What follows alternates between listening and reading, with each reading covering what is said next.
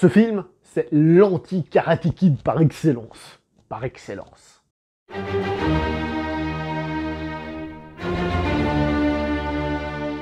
Bonjour à vous les cinéphiles et bienvenue pour cette nouvelle critique en post-projection. Il va être aujourd'hui question du film The Art of Self-Defense réalisé par Riley Stearns, j'espère que je le prononce à peu près correctement, avec dans les rôles principaux Jesse Eisenberg et Alessandro Nivola qu'on a pu voir dans Jurassic Park 3 il y a longtemps maintenant, mais c'est un acteur qui continue sa carrière comme tous les acteurs, on n'est pas tous des grandes stars.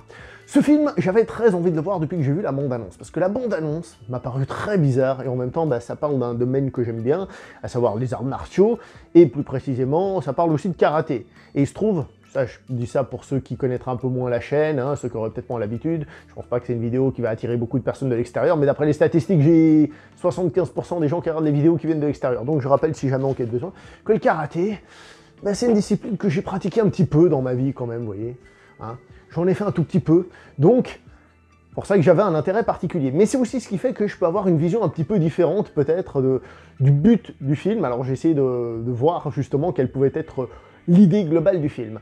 Donner une note à ce film, c'est très compliqué, parce que très honnêtement, je l'ai plus trouvé intéressant que forcément bon.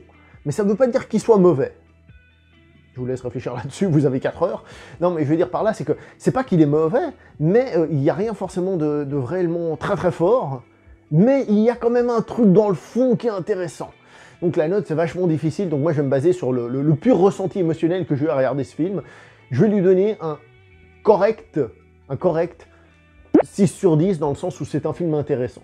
C'est clairement pas un film pour tout le monde, parce qu'il est assez lent, d'accord? La mise en scène est très sobre, très sobre, minimaliste, peut-être même pauvre d'une certaine manière. Je dis ça surtout parce que alors les couleurs sont ternes, et on a vraiment des plans assez lents comme ça. Ça donne vraiment une sensation de tristesse, le film est triste dans son atmosphère globale, mais c'est fait exprès, c'est exactement l'ambiance que veut mettre le réalisateur.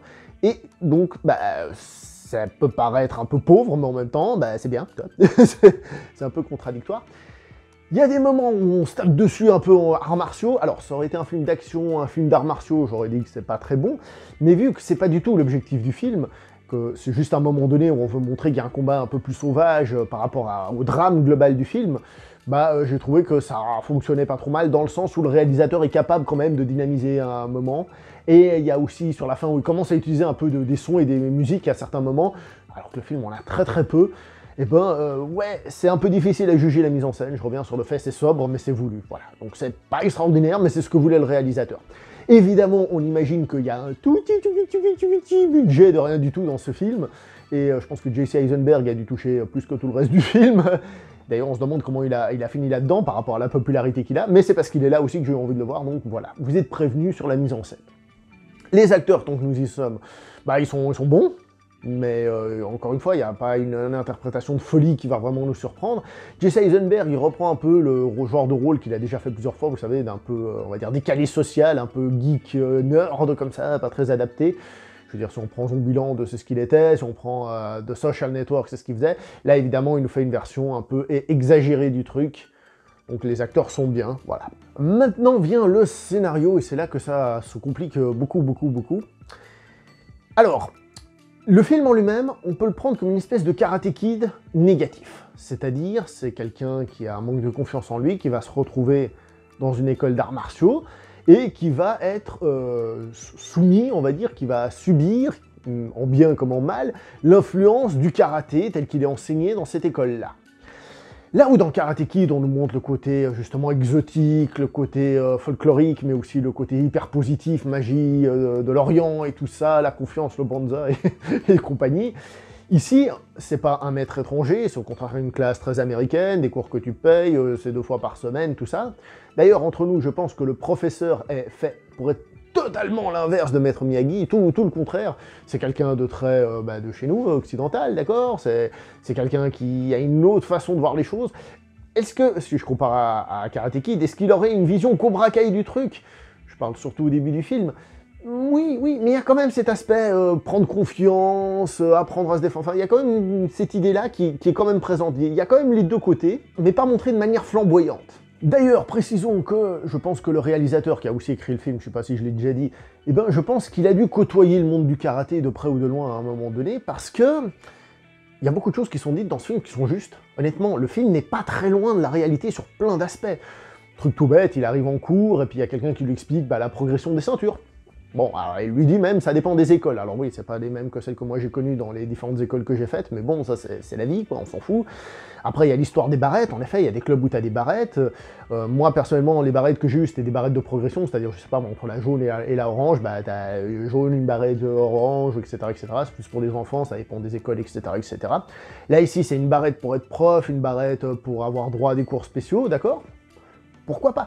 Tout cet aspect-là a l'air d'être assez crédible. Et il y a par exemple le truc très important, les règles dans le dojo. On ne vient pas avec des chaussures sur le tatami, logique, c'est une question d'hygiène. On mange pas sur le tatami, même une question, on boit pas sur le tatami, tout ça c'est tout des trucs d'hygiène. Pour la petite histoire, une fois, moi j'ai eu une mère qui a eu la bonne idée de débarquer sur le tatami avec des talons parce qu'elle a commencé à gueuler parce qu'on n'a pas fait passer la ceinture à son fils. Ah, les parents, et je lui ai dit, non mais il faut sortir du tatami là, avec les talons aiguilles, vous êtes en train de défoncer les tatamis, ça coûte je sais pas combien, sortez de là, ouais mais mon fils, dégage de là, putain. Et si je vous dis ça, c'est parce que dans le film, il y a un peu une scène comme ça. À un moment donné, il y a un personnage qui arrive sans le savoir, et il met les pieds avec ses chaussures sur le tatami. Et évidemment, elle lui reproche de venir avec ses chaussures sur le tatami, mais c'est là que c'est intéressant, et c'est là qu'on arrive sur le côté un peu négatif du truc, elle ne lui dit pas de manière, ah c'est pour l'hygiène, machin, elle le dit de manière très poussée. En fait, c'est une caricature qui est très exagérée, tellement exagérée qu'elle va jusqu'à l'absurde, c'est-à-dire au lieu de lui dire c'est pour l'hygiène justement, elle lui dit ah si le sensei te verrait, là il t'engueulerait parce que tu manques de respect à son dojo et machin truc bidule. Wow. C'est pas si fou que ça, moi j'en connais plein qui m'ont tenu des discours à la con comme ça, ah si machin truc, c'était le sensei qui est mort il y a 100 ans, il voyait ton attitude, ou je sais pas quoi, t'es là, mais ferme ta gueule. Mais en même temps, oui, il faut qu'il y ait un cadre, je rappelle si jamais, vite fait, dans le karaté, tout ce qui est se mettre en ligne, ceinture de couleur et tout ça, là-bas ça vient de l'armée japonaise, hein, si jamais. Donc tout ça, ça y est, c'est pas forcément faux, mais c'est tellement extrémiste, justement, que c'est absurde. Et on a tout de suite cette sensation de... il y a quelque chose qui cloche là-dedans. Et croyez-moi, c'est un truc qu'on peut retrouver dans certaines écoles de karaté. Certaines sont plus légères, d'autres sont plus grasses sur le sujet. Hein. Et il y en a où, justement, c'est tellement gros que ça en devient une espèce de petite secte. Et je pense que c'est entre autres de ça que parle le film. Si vous dites que je vais parler toute la vidéo de karaté et que ça vous concerne pas, c'est faux, parce que je vais arriver après à ce que je pense être le but final du film. Mais bon, qu'est-ce que vous voulez, on se refait pas. Je vais vous parler un petit peu de la technique quand même. La technique qui est montrée dans ce film, au niveau des techniques de base, c'est pas terrible. C'est pas terrible, mais en fait, les acteurs qui ont été choisis, je pense qu'ils ont vraiment fait du karaté. Et dans la même école, parce qu'ils font la même forme. C'est-à-dire, il y a par exemple cette défense, il y en a qui vont vous dire on croise ici devant et en inverse, d'autres qui vont vous dire on descend et c'est le bras qui monte qui défend, d'autres qui vont vous dire que ici le bras il vient vers l'arrière pour absorber le coup, d'autres qui vont vous dire qu'on doit défendre sur le côté. Bref, il y a toutes les versions que vous voulez. L'important n'est pas de faire une forme plutôt qu'une autre, puisque de toute façon ce sont des techniques de base et personne ne se bat comme ça. Hein. C'est juste des outils pour apprendre. Par contre, je trouve que ça manque au niveau de la structure corporelle, c'est-à-dire ce qu'ils font, c'est très pam-pam, très externe si vous voulez, mais ça manque d'utilisation des muscles internes, en tout cas comme ça, à vue d'œil. Voilà. Mais quand je dis qu'ils pratiquent, c'est parce qu'on voit clairement la différence entre les différents grades, et par exemple celui qui est ceinture violette au début du film, quand il fait sa technique, moi j'aime pas ce qu'il fait, personnellement, parce que c'est pas ce que j'ai appris, hein, voilà, mais ce qu'il fait, il le fait. Il le fait correctement, il l'a entraîné, ça sort pas de nulle part. Voilà. Et quel est ce but final du film? Alors on peut réfléchir, je suis pas sûr d'avoir une réponse exacte. Personnellement, je pense qu'il y a une critique de l'ère Trump, mais pas forcément que de Trump en lui-même. En fait, je pense que c'est toute soumission à une forme de dictature, à un certain pouvoir. Donc l'expérience de Milgram, pour ceux qui connaissent par exemple, j'ai l'impression qu'on est là-dedans. C'est-à-dire qu'il y a un malaise de base, la personne se sent pas bien, commence le karaté, et là elle découvre quelque chose qui l'aide, commence à se sentir favorisée. Elle commence à prendre confiance en elle, ce qui est une bonne chose dans l'absolu, mais dans ce film, on nous montre que cette prise de confiance est liée à quelque chose de négatif. Et même quand il est en confiance, ce qu'il fait une fois qu'il a pris la confiance par rapport à cette situation est quelque chose de négatif. Vous voyez le film. Et donc, j'ai un peu l'impression que ce film cherche à dénoncer, par exemple, les idées qu'on balance aux gens, c'est-à-dire vous êtes pas bien, et ben voilà, ça c'est la réponse. Et les gens se disent ah c'est bien, alors on l'applique, ça soulage, mais c'est pas ça, il y a quelque chose qui va pas là-dedans. Et le film va assez loin là-dedans, et Je pense que c'est clairement le but désiré du film, de dénoncer toute soumission à toute dictature ou à toute chose du genre. Alors forcément, les karatékas, il y en a plein qui risquent de trouver ce film pas très bon, voire même insultant pour leur discipline et je sais pas quoi, mais je pense pas que ce soit le but profond, bien que le cadre du karaté et d'autres arts martiaux aussi, je trouve s'y prête pas trop mal des fois, honnêtement. Parce que, comme j'ai dit, j'ai aussi vu, d'un point de vue karaté, pas mal de clubs qui étaient pas si loin que ça. Pas si loin que ça, hein, j'ai dit, on se calme. Un petit mot sur l'humour quand même, parce que le film a donc de l'humour, puisque j'ai dit que c'était poussé à l'absurde. On rigole à 2-3 moments, mais encore une fois, c'est un rire, c'est de l'humour noir, très sombre. On sent qu'il y a un truc bien pourri là-dedans. Alors ce film, on peut aussi le comparer à la série Cobra Kai qui est sortie, qui a un peu le même truc, c'est-à-dire on voit les bons aspects du karaté et les aspects plus négatifs. Sauf que ce film, lui, il montre vraiment les aspects négatifs. C'est pour ça que Cobra Kai est plus intéressant, est plus subtil, et plus... voilà. Mais pour un film, et par rapport à ce qu'il dit, je trouve que c'est intéressant, surtout comme j'ai dit, que je pense qu'il y a un fond politique là derrière. Maintenant, je vais vous faire une petite partie spoiler, non pas parce que j'en ai envie, mais parce qu'on m'a forcé à le faire. Voilà, toi si tu regardes, c'est toi qui m'as forcé à le faire, hein. J'espère qu'il se reconnaîtra. Parce qu'en fait, j'ai pas grand chose à dire sur ce film, à part vous le raconter. Il y a des choses cependant intéressantes, par exemple, on voit l'ambition de vouloir passer les grades. Alors il y a le moment où la ceinture bleue parle de, il y aurait quelque chose en noir, donc une ceinture noire, un machin. Alors cette scène-là, lui ça le concerne pas, c'est pas lui qui a dépassé la ceinture noire, c'était évident que c'était une ceinture marron ou quelque chose comme ça. Mais on voit aussi, par exemple, lors de la night class, lorsqu'ils viennent s'entraîner la nuit, c'est que la ceinture bleue n'était pas invitée, mais il est quand même venu. Parce que voilà, il a l'ambition, puis il fait non, c'est moi qui viens. Alors ça, dans les cours de karaté, on en a plein, des gens qui se prennent pour des je sais pas quoi. Mais on ressent ce côté ambitieux. Alors par rapport aux arts martiaux, c'est évidemment le côté ambitieux, vouloir progresser, mais aussi perdre un peu les pédales, ça arrive à tout le monde. Mais ce qu'on peut voir aussi, c'est qu'on, d'un point de vue politique, si on voit ça avec cette optique-là, c'est que les gens se prêtent au jeu. Ils veulent rentrer dans ce moule à fond la caisse, ils veulent être bien vus et respectés dans ce moule-là. Pour moi, le moment qui prouve par excellence la complète soumission à la hiérarchie, c'est le moment évidemment où le sensei demande à son élève de tabasser un mec dans un bar. Il lui dit vas-y, tape-le, c'est lui qui t'a tapé, vas-y. Et on voit qu'au début il résiste, etc., etc. Et finalement, il le fait quand même. Il le fait quand même, et c'est là, pour moi, où on a clairement, c'est évident dans le film, où on dépasse clairement, mais clairement toutes les bornes. Jusque-là, on était un peu en mode, ouais, ça va pas, c'est bizarre, mais c'est dans le cadre des arts martiaux. Là, c'est clair. Là, maintenant, on dépasse, et c'est évident. Un truc qui est marrant aussi dans le film, c'est les ceintures de couleur. Hein. Donc, le mec se met des ceintures, une jaune, une... parce qu'il y a ceinture jaune, l'autre il met une ceinture bleue, etc. Le pire, c'est que ces ceintures, ça existe vraiment. Alors, dans le film, elles sont montrées comme étant de simples ceintures colorées. Même si jaune, c'est assez dégueulasse, justement, pour montrer, je pense, le côté ridicule de la chose. Moi, j'avais vu des ceintures qui ressemblent à des ceintures qu'on met, des ceintures d'arts martiaux, sauf que elles étaient faites pour se refermer sur elles-mêmes, un truc comme ça. Donc ça avait vraiment l'allure, avec l'étiquette Shurido, par exemple, qui est une marque de Keikogi, pour ceux qui ne savent pas. Donc ça existe vraiment, ça, dans le monde des arts martiaux. Il y avait même une montre pour ceinture noire, c'est-à-dire tu peux l'acheter que si t'es ceinture noire. Et si t'es prêt à claquer 3000 boules dans la montre, ça m'a fait triper, j'avais parlé avec le vendeur. C'est une montre qui ne se gagne pas avec de l'argent, enfin qui ne s'obtient pas avec de l'argent, mais au mérite, tu vois, qu'il disait dans la pub. Je disais, ouais, c'est marrant parce que vous dites ça, mais elle coûte quand même 3000 boules. Et je fais, oui, mais non, mais c'est une montre de qualité. Non, mais je dis pas le contraire. Je dis juste que c'est plus le mérite parce qu'il faut avoir l'argent pour l'acheter. Et puis le gars, il m'a venu un discours en mode, ouais, de toute façon, je sais pas quoi, enfin en gros, toi tu l'auras jamais. J'étais, mais vous savez, moi, je suis troisième dan, moi, vous savez.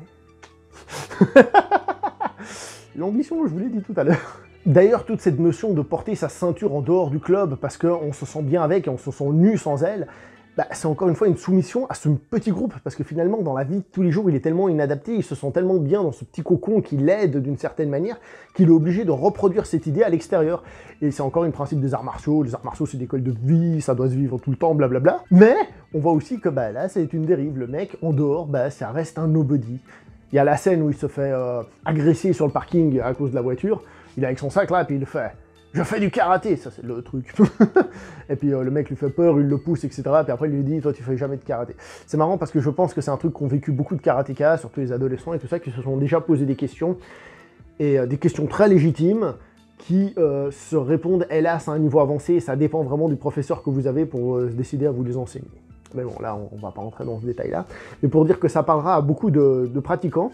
Et par rapport au film, c'est bien la preuve que le microcosme fonctionne, qui donne un semblant de confiance en soi, mais que, en fait, c'est une façade. Alors, j'ai dit, ça peut être une critique des arts martiaux, mais encore une fois, le but, c'est de voir ça d'un point de vue politique, et bien tout simplement, ce qu'on appelle le populisme, c'est-à-dire quand on dit, non, mais tout ça, c'est de la faute d'eux, là-bas, vous choisissez ce que vous voulez, hein, quel groupe vous voulez, les étrangers, les noirs, les homosexuels, ce que vous voulez, on va vous dire, c'est eux là-bas, puis tout le monde va être là, ouais, c'est eux là-bas, parce qu'ils en ont besoin, voilà. On en voit plein sur Twitter, des comme ça. D'ailleurs, à ce niveau-là, le film est assez sympa aussi au niveau du traitement de la demoiselle, parce que donc il dit à un moment donné, ouais, c'est un sport d'homme, etc. Et qu'on le veuille ou non, dans les arts martiaux, oui, t'as les grades, t'as les trucs, t'as les machins, mais t'as toujours celui que tu préfères, ah, lui je vais quand même le favoriser parce qu'il travaille bien, c'est logique. Ou des trucs comme ça qui font qu'il y a des inégalités. Alors là, évidemment, c'est une inégalité facile à voir, mais ça arrive régulièrement dans les arts martiaux et je trouve ça intéressant. Le fameux sensei avec sa ceinture multicouleur, n'importe quoi, qui fait McDojo, eh ben, alors la scène était assez rapide, mais il me semble bien qu'il en photo comme ça, et derrière lui, la photo du maître qui est derrière, c'est Ushiba, qui est le fondateur de l'aïkido, donc rien à voir avec le karaté. Quant à la fin du film, l'utilisation de l'arme à feu, alors est-ce que le film est en train de dire que il faut utiliser les armes à feu? Je pense pas que ce soit vraiment le but du film, hein, honnêtement. Est-ce qu'il est en train de dire que les armes martiaux c'est moins efficace que les armes à feu? J'ai envie de te dire oui, mais ça on le savait déjà, je veux dire, faudrait être con pour croire le contraire en même temps, hein. Mais je pense pas que ce soit ça l'idée. L'idée c'est qu'en fait, il a remplacé dans sa tête, le personnage principal a remplacé donc une idée qu'on lui a mis, et il l'a chassée, pardon, pour la remplacer par une autre idée. Non pas les armes pour la self-défense et tout ça, mais dans le sens où il s'est dit, ce que je fais est faux, j'abandonne tout, je laisse tout tomber, et je repars sur autre chose.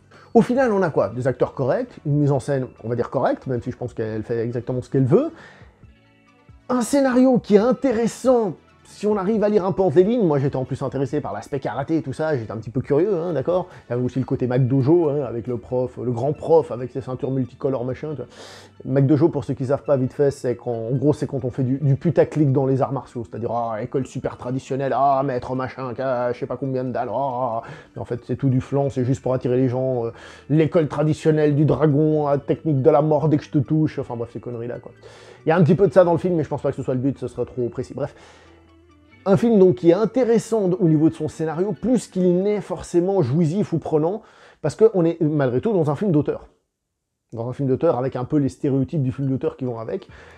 Personnellement, c'est un film que j'ai aimé, c'est un film que j'ai apprécié, pas un film pour tout le monde. Est-ce que je le recommande? Oui, en étant prévenu. Voilà. Je vais m'arrêter là pour cette vidéo, n'oubliez pas de liker, commenter, partager, on se voit prochainement pour une prochaine vidéo. Jusque là, portez-vous bien. Ciao tout le monde.